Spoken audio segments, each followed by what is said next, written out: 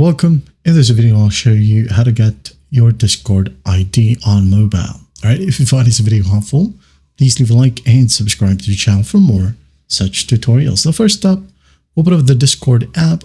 Now tap on you right here at the bottom right. Tap on it. Now tap on the gear icon right here at the top right. Okay. Just tap on it.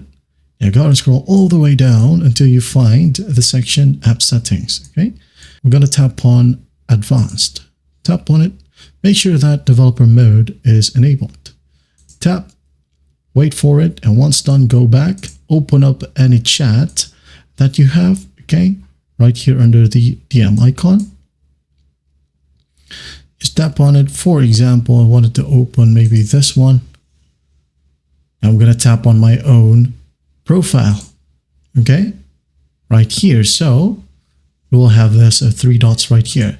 Tap on it and just tap on copy user ID. Okay, that's it. As you can see here, it says copied ID. And when you go ahead and to open up the chat, tap and hold. And here we have our user ID. That is it. That's how you get your Discord ID here on mobile. Well, I hope this video helps, and I'll see you in the next one.